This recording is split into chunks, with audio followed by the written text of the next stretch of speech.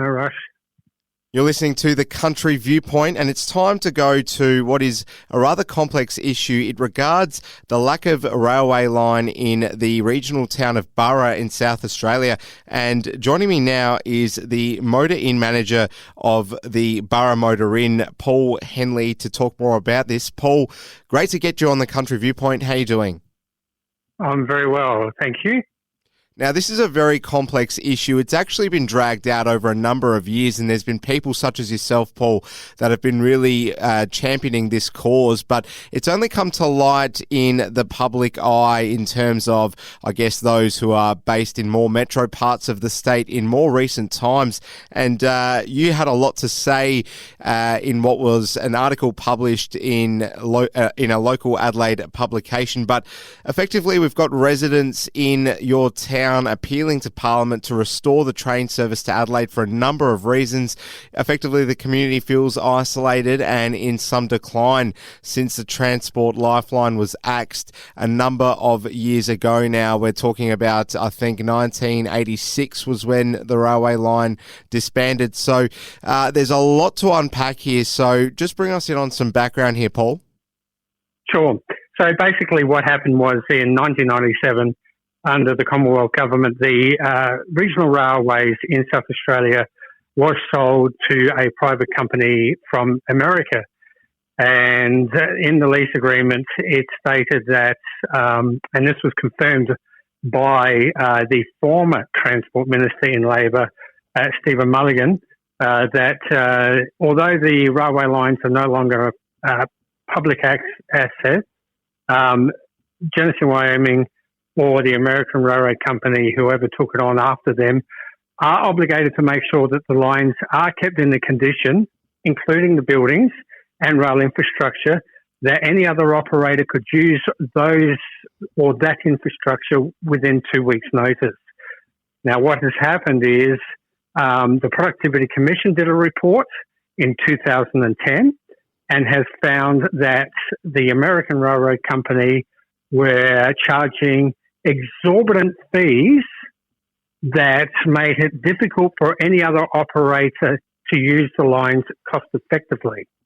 And basically what happened was it allowed, because no other operator was able to use these lines, not just up at Burra, but right through the regions of South Australia, including the EP and the Barossa line and many other railway lines as well that go through regional South Australia. Because they weren't able to use these lines cost effectively, it allowed the American Railroad Company to not fund to keep the update on these lines and basically close the railway lines down. Well, there's been plenty made of South Australia's transport network, the public transport network and trains in particular, and some might even sort of chime in and reference the fact that the Gawler line itself had so many disruptions throughout what should have been a far quicker process for a lot of people relying on that train service. So there's problems left, right and centre, some might argue, but this is a question that you've actually asked or you're preparing to ask, and it's a very fair one too. So how was the government, in your opinion, conned into believing that regional rail passenger services were not viable and should be abandoned in the first place? Are you able to speculate as to what might have been the thought process there? Sure. So it was a couple of key factors made the railways non-viable, if you like. Firstly, certain services like the Victor Harbour line, where the timetables were changed so that the trains were getting back to the Adelaide station at 1:10 in the morning, which made it inconvenient for people to use that service. They changed the timetables, from my understanding, on the Port Pirie service, so that when the train left at 3 o'clock in the afternoon, it got to Port Pirie at 10 o'clock at night, which also made the service inconvenient to use.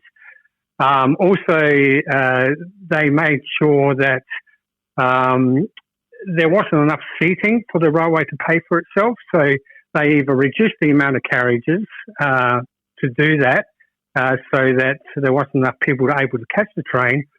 And on further investigation, we've been told that a lot of the country people, when the railways was being sold off in the regional areas, if you wanted to catch a train to Adelaide, say from Port Pirie or Broken Hill, you were being turned away because you were told that the train was running full to Adelaide and there wasn't any more seating left, when actually the trains were running empty.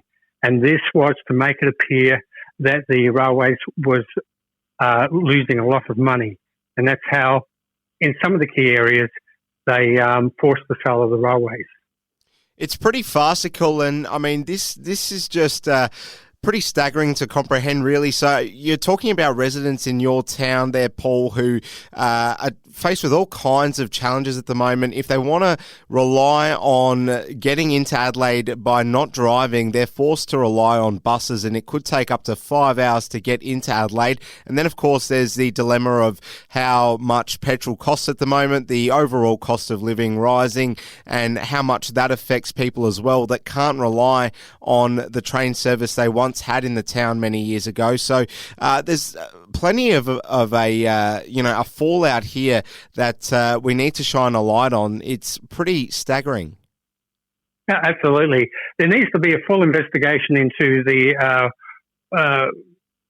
proposed reasons why the railway was sold, into the lease agreement between the government and the American Railroad Company, which, by the way, Frank Pengello and Jeff Brock and Marie Shaw, who's a prominent lawyer up in the EP regions, who all have read the lease agreement, and they all agree that there have been many breaches within that lease agreement by the company not to keep the funding going, to keep the lines open. So with the areas like Burra, for instance, and it's not, I must stress, it's not just Burra, but right through the different regions up to Whyalla and to Broken Hill, there are no what we call passenger services for the regions of South Australia for people to catch. And there are a lot of reasons why people aren't able to drive. They may be medical reasons, age constraints, too old to drive, too young to drive. There's also the fact that there are people that are on a limited income that are unable to afford the cost of maintaining and running a private vehicle. And there are other reasons like this why we need a regional train service to come back to places like Burra, because if you're on a limited income, and I know this for a fact, I have spoken to a lot of people, especially a lot of people that come through Burra that stay overnight from Broken Hill because they can't get the services in the regional towns that they come from, and they must go to Adelaide. When it comes to people needing to go to Adelaide, they are unable to afford, on a limited income, to stay in Adelaide for 3 or 4 nights or more while waiting for a return bus service to get back to their regional town where they come from. So they are forced to either abandon the idea of going to Adelaide in the first place for appointments, or they need to be able to find the extra income to be able to afford to be able to travel to Adelaide by bus or by road in their private vehicle, and that makes it very difficult for some when they're unable to drive for the reasons that I've pointed out. Paul, you spoke before about the need for more people to call for an investigation into why this was ever sold off in the first place. But parking that aside, what's the way forward in your opinion? How do the dominoes fall from here? Well, hopefully there has been a lot of interest through the submissions to the new Transport Committee, which was formed in June, where they were asking for the public for submissions on public transport in South Australia, the viability, the frequency on public transport in the state. There has been a lot of interest in, as far as the rail is concerned, A lot of people were asking for that rail to be returned, and we are hoping that the committee, the Transport Committee that was formed, when they release their reports in late November or December, that they will be able to recommend to the government that this needs to be investigated, not only just with the lease agreement and how to bring back the rail itself, but why the rail needs to be brought back into regional South Australia as well. So we're hoping that there's going to be a very strong recommendation from the Transport Committee to the government to look at reinstating passenger services in regional South Australia. The reason for that is because, as we have found out, and there have been engineers and train drivers themselves that used to drive the regional train services that said when they used to drive these trains, they were very popular services at the time. And there was no call or real reason why it should have been cut in the first place, except they wanted to offload the regional rail services onto a private company, which goes without saying. Privatisation is a sham. It only looks after the greedy corporate, and proof of that is in yesterday's news when it was discovered that for the last decade, South Australians have been paying exorbitant prices in their power by the millions more than what we should have. And that's because of privatisation. Exactly what's happened with the rail to a different extent, but the rail should have never been sold off in the first place.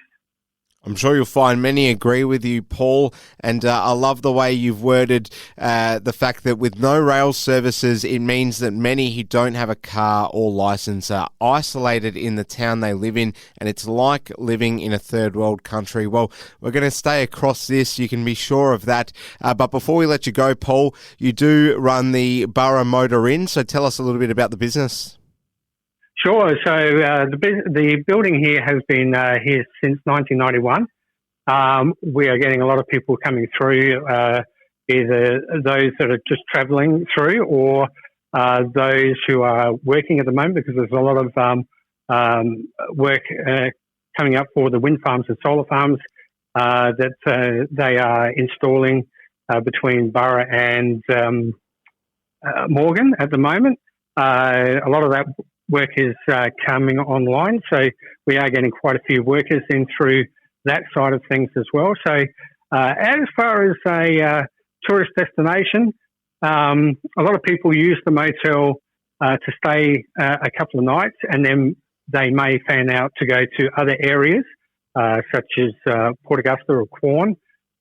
We do have quite a few people that stay here to travel and have a look around the other country towns, or maybe even ride on the Pitchi Ritchie Railway up in Quorn, and they use Burra and the motel as a base to be able to settle in for a couple of days while they fan out and explore the different areas and the regions throughout the mid-north. And you keep pretty busy, Paul. You're also a radio announcer for those based in South Australia. Tell us more about how they can listen to you if they find themselves in any parts of Adelaide. Sure. Since 2000, well, my background, I used to work in a lot of nightclubs in hotels and around the different states in Sydney and Victoria, as well as South Australia. I continued on with that entertainment side of things. I do a regular program, have been since 2003, on the Semaphore radio station called WOW FM, which you can find on 100.5 on the dial, or you can listen in live at wowfm.org. I'm on Sunday afternoons between 3 and 6 p.m, which is basically a music program for which people can tune into if they so do desire. Well, Paul Henley, it's been great getting to discuss this with you. There's a lot of issues at play here, and we're obviously going to stay across it. Thanks so much for your time. We'll speak with you again down the line as this develops, and we really appreciate you being on the Country Viewpoint, Paul. All the best. No worries. Thank you very much, and thank you for having me.